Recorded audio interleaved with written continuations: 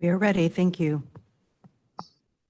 Good morning. Thank you. I'd like to call the order the Safety and Security Committee meeting for Thursday, March 13th, 2025. Ms. Bennett, will you call the roll, please? Commissioner Simmons, Present. Commissioner Moore, Present. Commissioner Jackson Jennings, Present. Commissioner Johnson, Present. Commissioner Cox, Commissioner Galladay, Commissioner Gladney, Commissioner Beach. Chair, you can proceed. Fine. Thank you. I first apologize. I'm out in the field today, so I'm in my car at a complete stop, just for the record. Ms. Bennett, can you report on any public comments that were received for this meeting? Yes, the agency received 2 public comments for today's meeting. Those were distributed to the commissioners and to staff prior to the meeting. They are also included in our meeting materials today and will be included in their entirety in the minutes from today's meeting. Fine. Thank you very much. The minutes have been provided to the committee. Are there any corrections to the minutes? Hearing none, I will entertain a motion and a second to approve the minutes. All in favor? I'm sorry, Any we need the opposed? motion. Yeah, do I have a motion? So moved. Second. I have a motion and a second. Or do we need a roll call?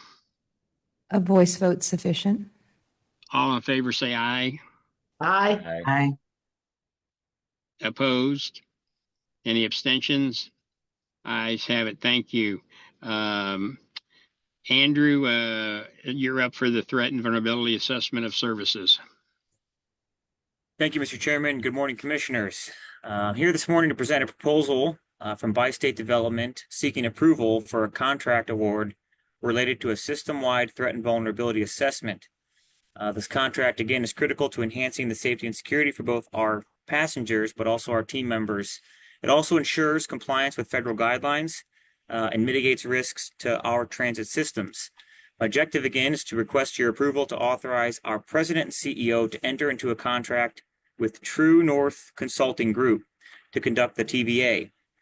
As you know, the TVA is a comprehensive assessment that identifies and mitigates potential risks such as terrorism, natural disasters, and criminal activities. It looks for vulnerabilities across all of our infrastructure, operations, and personnel, and it addresses both physical and cyber threats. Again, this assessment is going to cover all of our transit modes across Missouri and Illinois, as well as the infrastructure that's there.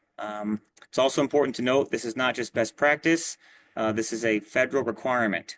The FTA, the Federal Transit Administration, mandates that agencies conduct a TVA threat and vulnerability assessment every 3 years as part of our triennial review process. Again, this maintains compliance with all of our safety and security standards and both Kevin and I's regulatory documents. A little bit about the proposal in front of you. On November 27th, 2024, BSD issued a request for proposals for this project. The goal is to find a qualified firm to conduct the security assessment across our systems. And again, the contract that we have before you is intended to span across a 3-year period. The solicitation was posted to our iSupplier website to allow for potential bidders. We received 2 bids, one from ARUP and the other from a firm by the name of True North Consulting Group. There was an evaluation criteria that we used. It dealt with responsiveness of BSD's needs, the capabilities and qualifications of the firms, as well as the experience of the professional staff who'd be conducting the TVA. Once we stacked the ranking criteria, True North Consulting was the highest ranked firm with a combined score of 446 out of 500.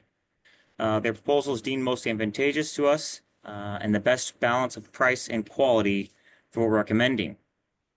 So based on the evaluation results, this committee recommended that the Safety and Security Committee approve and forward the proposal to the Board of Commissioners for approval. The recommendation is to authorize the President and CEO to enter into a 3-year contract with True North Consulting Group in the amount of $589,350 with a 20% contingency for any unforeseen costs. The funding for this contract will come from FTA Grant Fund MO-2022-024 and the St. Clair County Transit District Capital Prop M funding.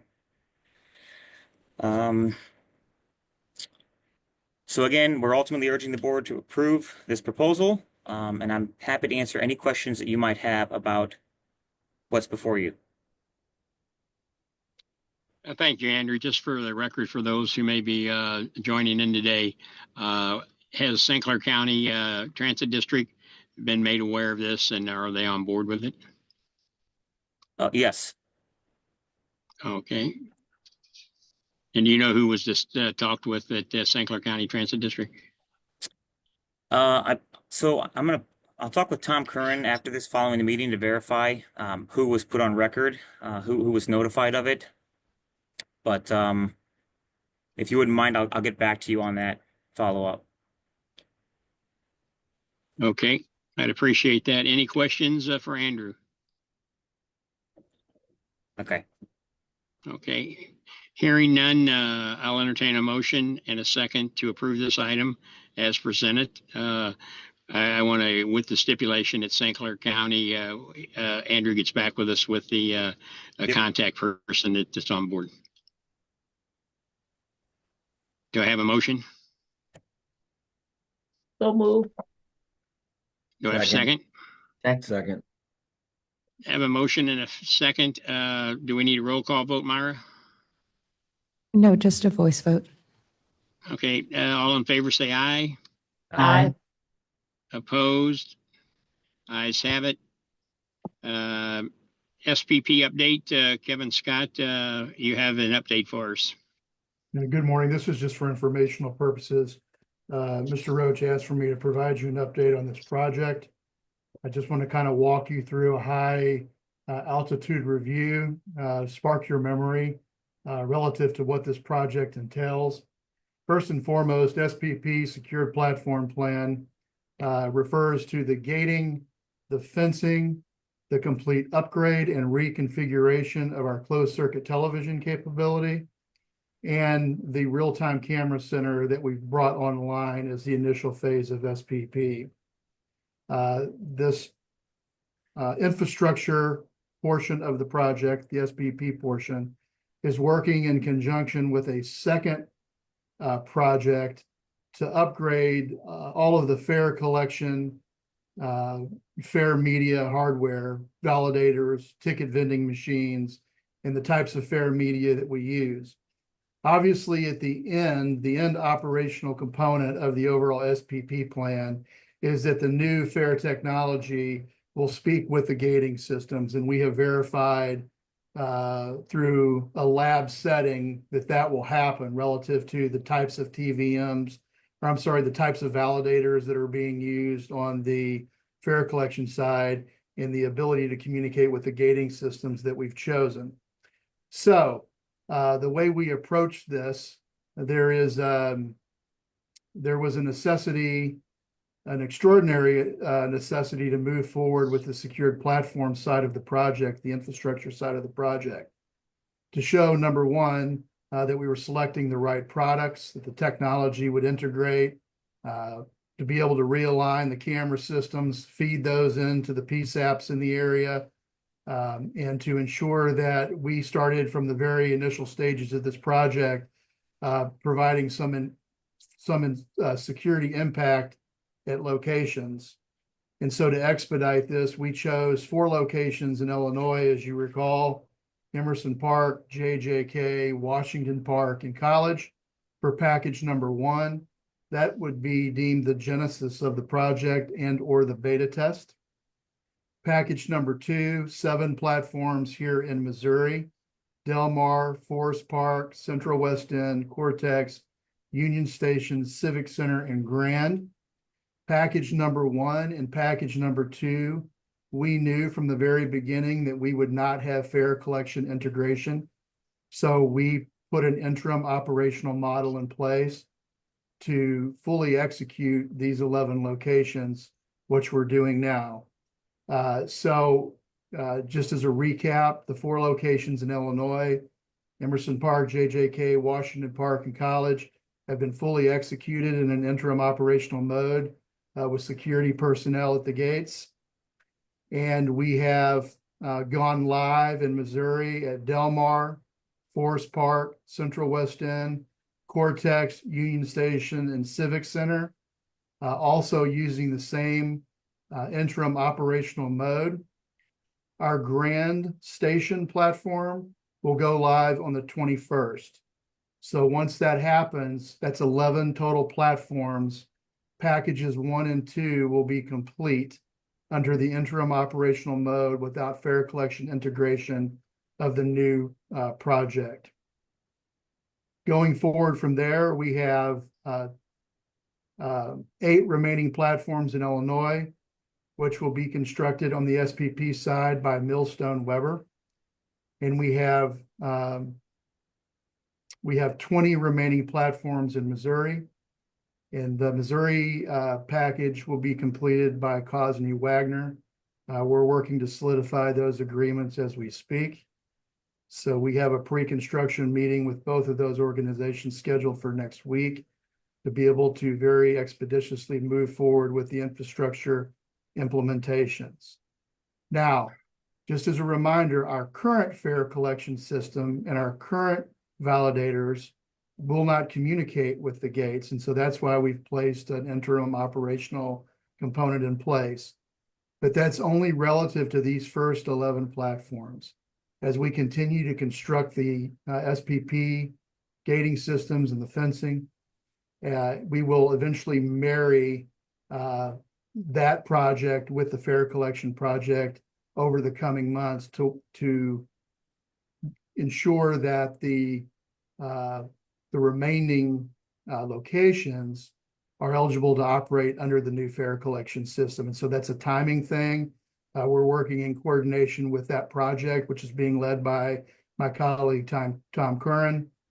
So there will be some marrying over the next 6 to 7 months. My anticipation is, as long as we don't face any major impediments, we should have the project fully complete by the end of January 2026. I can also tell you that the upgrades to our closed circuit television system here at Metro, relative to the real-time camera center that we've built, relative to our ability to provide those feeds to local law enforcement, really has paid huge dividends already. Just to give you an example, at the Emerson Park location, when I talk about the upgrade of the camera system, we've gone from 5 cameras to over 25 closed circuit television cameras relative to Metro security. These have all been configured to complement overall security and still support operation. That same increase is consistent with the other platforms that we've introduced as well. So I feel like that we're in a very good position with the SPP. I know that Tom and his team are working diligently on the fare collection side so that we're able to marry the technologies. And I look forward to seeing more of these platforms completed. We are beginning to see significant impacts to overall incident rates, meaning in a positive way at these locations that we've gated. I can tell you I've sat and watched these locations and the ticket vending machines that are out there are getting significantly more use than they used to, meaning people are actually buying fare to get through the gates. Just as a reminder, also in the interim mode, we're operating these 11 platforms with staff. Beyond the first 11 platforms, we don't have the capability to do that. So that's why the integration of the fare collection system is vital. It is a very complicated dynamic. There are 39 locations altogether, if you include the expansion to Mid-America Airport.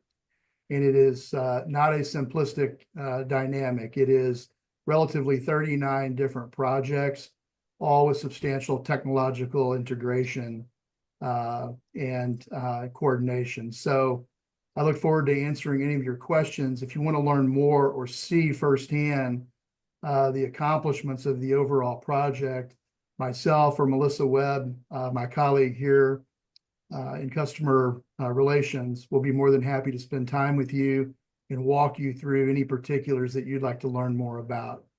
I know that's a lot of information, Mr. Chairman, but I appreciate the time, and we'll turn it back to you, sir. I have a few questions. First, thank you for, I know all the work your team has put into this. First question, where are we at on the time schedule for this project? Are we ahead of schedule, on schedule, behind? Can you tell us that? You're muted, I think, Kevin. Currently, relative to the infrastructure, the gating system, the closed circuit television upgrades, and the fencing, we're on schedule. We from the very inception of this project identified January of 26 as the completion date. But what is vital is my colleagues on the fare collection side, having that integrated into the overall SPP project is vital going forward. And so I know they've made substantial progress. We have a number of the validator components here, not only for our vehicles, our buses, but also the validators are starting to arrive relative to the platforms. I know the TVMs, the ticket vending machines, are under design. But what we'll have to ensure is that we keep a timely schedule with that project in order to fulfill total completion in January of 2026. So we're doing the best we can. The infrastructure will be in place. We just have to continue to work to ensure that this vital technology on the fare collection side is also integrated as well. Okay, very good. And I know you'll stay on top of that. As far as the gates that have been installed, are they working okay? Are we having any new problems that, like anything else that's new? Anything you can report on that? Yeah, sure. The gates themselves, the hardware, the technology, everything is working. What was a huge test for us was, the weeks of very cold, inclement weather that we had. We were concerned about how those gating systems would respond. This product that we put in place is designed to be in exposed weather, 24/7, 365. So I can report that we did not have any issues from a gating standpoint. You have to remember, under the interim mode, we're using staffing to complement those gates, and we're still tweaking how we make relief of that staffing. We're moving, Mr. Chairman, tens of thousands of people through those gates with minimal problems. Every now and then an issue will pop up with the security guard that vacated a gate prior to the relief getting there. So there is a human element here, but the operation interim mode that we've put in place was the only way and is the only way forward with this project at this time. So these issues have been minor. I know we received some comments relative to the committee from an individual or individuals that were trying to access Civic Center from the far side or the western side, the Greyhound side. They got there was no guard at the gate. They pressed the button on the public assist telephone, and there was no response from the camera center. But just to give you an idea, if you don't mind me elaborating on that particular comment, this particular group that provided those comments, they arrived at that gate at 10:26 p.m. The guard that was assigned to that gate that had the responsibility had walked away from that gate at 10:25 p.m. For relief. The supervisor on the scene at Civic Center had ample staffing there, but in the location where they were making relief, the guard couldn't see the gate. If they had changed that location or they had modified that location, this would not have been a problem. The other issue that we ran into with this particular situation at Civic Center was that when the customer pushed the PAT button on the public assist telephone, that call did not connect to the dispatch center. So there was an abnormality with that particular PAT that we're trying to figure out why it didn't connect. But we have a process in place where, with this human element, if a guard is assigned to a gate and they vacate that gate for any reason, whether they're called to the bus loop to deal with something on a bus, or they're diverted to a platform to deal with something on a platform or a train, they notify the camera center, and the camera center takes control of that gate in a very temporary scope. So that has worked very well for us. Every once in a while, we've had a hiccup, which we're working through, and everything that we're doing in this interim phase is a learning dynamic. But every day we get better at it. But we can't be dismissive of the fact that we're moving tens of thousands of people through these gates, and we've had very, very minimal hiccup. One of the locations that I was hugely interested in seeing the effectiveness of the interim model was the Central West End. Our largest customer sits there, and we've had little to no issues there. Everyone seems to be very intrigued by the gates. There are a number of positive comments regarding the gates and the philosophy moving forward. And the more of these locations that we have secured, the safer MetroLink becomes long-term. So we've learned a lot. Yes, there's definitely been issues that we've had to work through, but they've been very simple issues that my staff is very quick to address. Well, good. That's good information for us to have. One other thing, where are we at on cost? Are we on schedule for that? Are we under, over? Can you report on that? Yeah, I don't have those numbers in front of me where these the last two bids came in. I would have to divert that to Mr. Roach relative to overall cost. I just don't have that information in front of me, and he's handling the financial side of this project. I'm handling the operational and integration of the technology. Well, I think that's one thing, and I know he is out today, couldn't join us. But I know we had a budget number that he presented, and I think it'd just be good for not only this committee but the board to know where we stand on that number. So we will do a follow-up with him. But I do want to just again thank you, because you're always answering the calls when I call you, and I know your staff is doing an excellent job. And when this project first started, I knew there was some anticipation of, okay, is this going to work? And I'm glad that you were chosen as our project guy, because I'm glad to hear that schedule wise we're on it and we're getting some good feedback. And thank you again for you and your staff, the job you're doing. Any other comments from any of the committee members?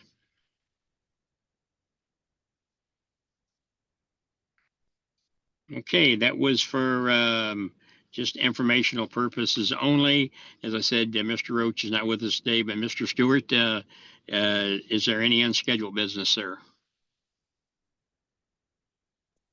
Good morning, Commissioners. I am not aware of any unscheduled business. It's pretty hard to sit in for Mr. Roach. I really have no idea as to what he might have wanted to tell you today, but I do have something that I would like to share. I actually got a text on Sunday. I have a friend that lives in the DeBoliver area, and this was shared with me. I just wanted to say thank you for the new security entrance to the Metro platforms. It's making the Skinker-DeBoliver corridor safer. My neighbors were talking about it this morning when we walked to Forest Park. The loitering has drastically minimized. Those are the kind of things you want to hear. And I am glad to be able to share that with you.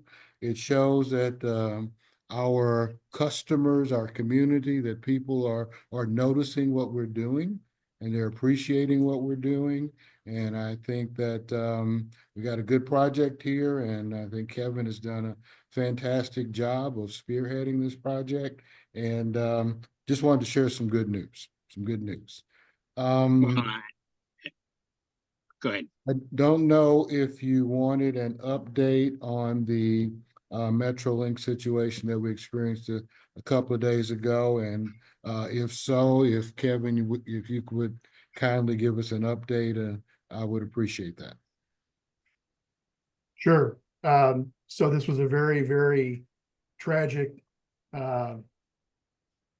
issue.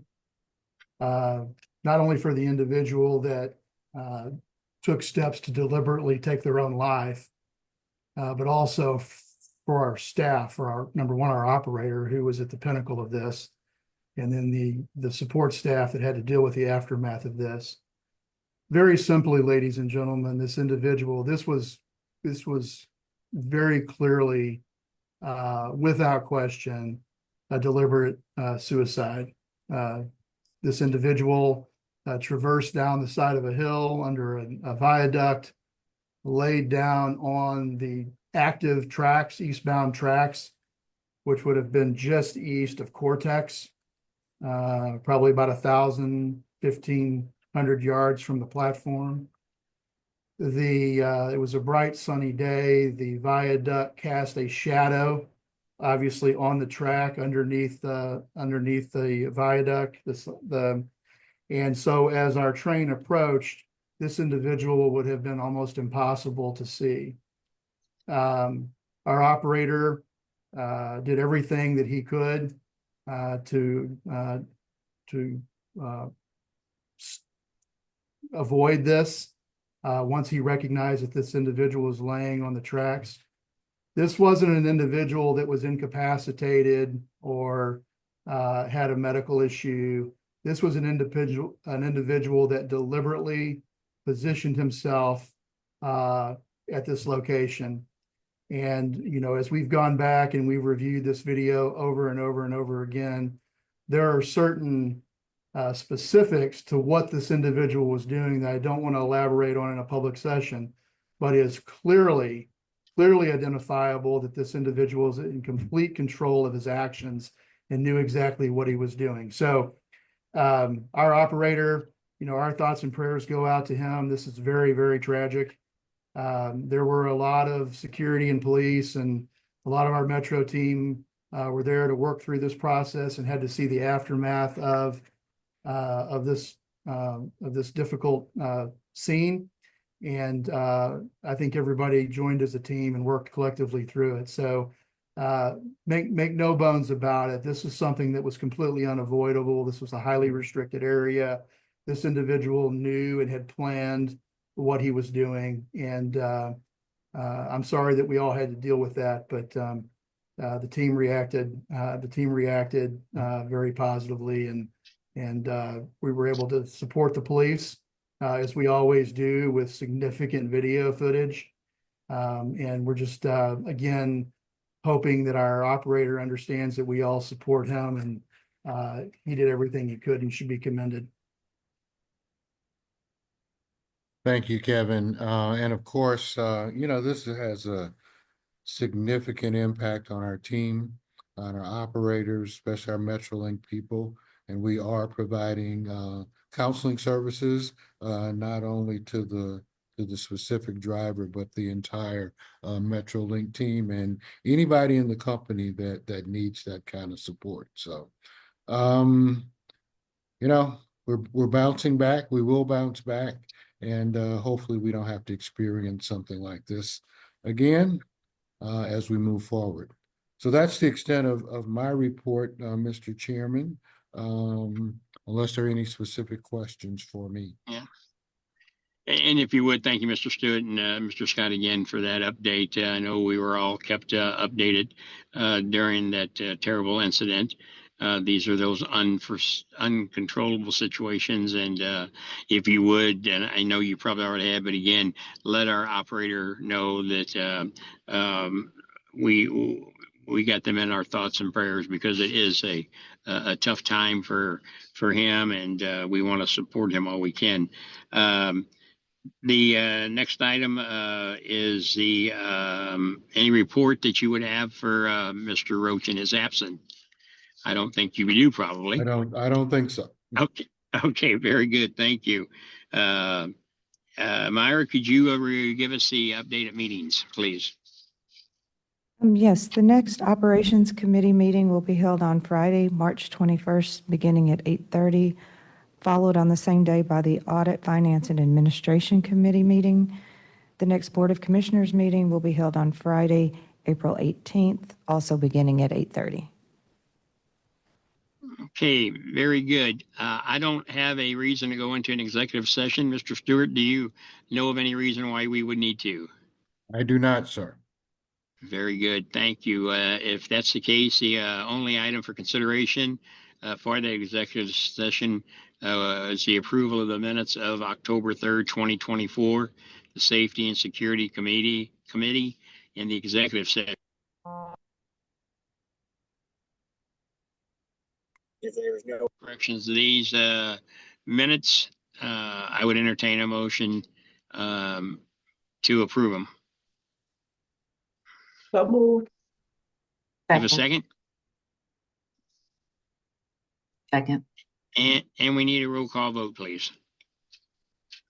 Commissioner Moore, Yes. Commissioner Jackson Jennings, Yes. Commissioner Johnson, Yes. Commissioner Simmons, Yes. and the motion passed. Very good. If there's no other business to be coming before the committee, I'll entertain a motion to adjourn. So moved. Have a second? All in favor, say aye. Aye. Aye. Aye. Opposed? Everybody, okay, have a good weekend. I appreciate your time this morning. Thank you. Bye, everyone. Thank you. Aye. Thank you.